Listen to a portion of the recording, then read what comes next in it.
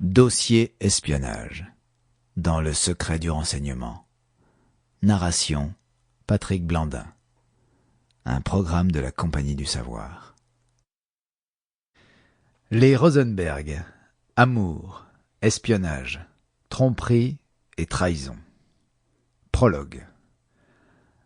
Un réseau d'espions glanant les secrets de fabrication de la bombe atomique.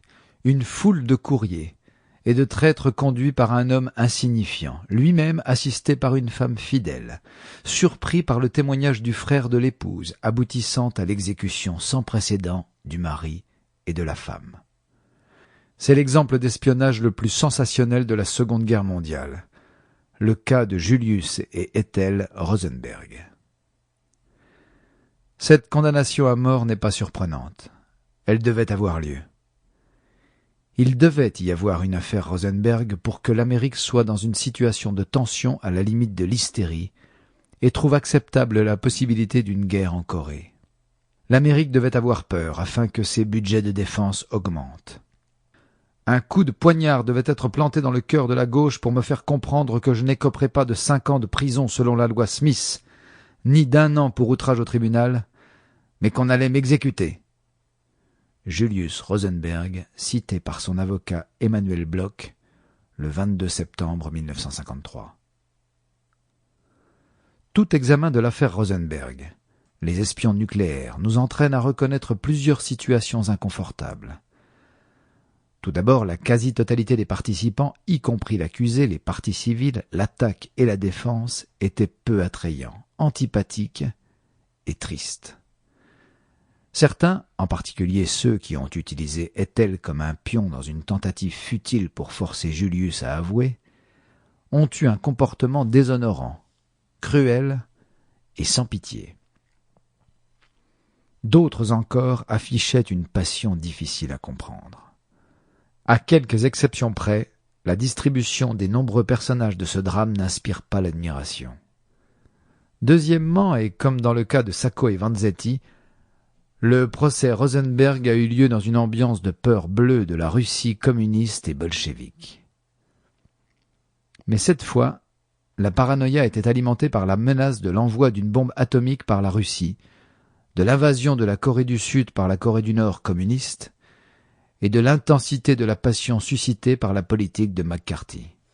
Toute cette affaire reposait sur une hystérie politique poussée par un antisémitisme virulent, renforcé par le fait que pratiquement tous les accusés concernés par ce drame étaient juifs.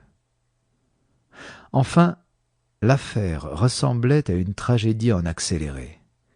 Si les acteurs principaux avaient été des rois, des reines ou des dieux, tous les ingrédients de la tragédie grecque étaient réunis. Mais ce fut avant tout une terrible histoire d'amour. Les protagonistes étaient prisonniers de leur propre loyauté et furent dans l'incapacité de comprendre les risques et périls de la situation qui les entraîna vers une triste fin.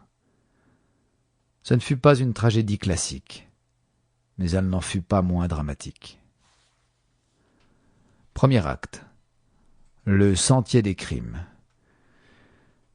Julius et Ethel Rosenberg étaient accusés du crime de complot et d'espionnage et jugés en vertu de la loi sur l'espionnage de 1917. Les protagonistes, par ordre d'apparition.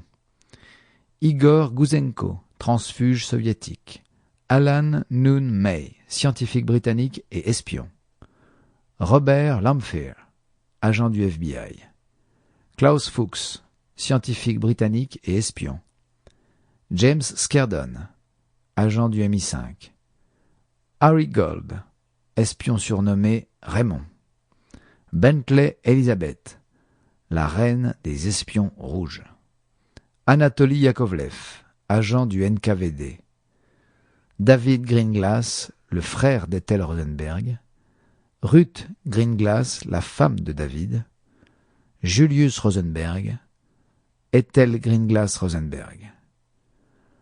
Le chemin menant à leur arrestation est un réseau complexe d'espionnage, de désertion, de codes rompus et de confessions. C'est un drame à la fois passionnant et banal, mené par un détective expert et un hasard étonnant. La piste n'est pas une ligne droite, Sample complete. Ready to continue?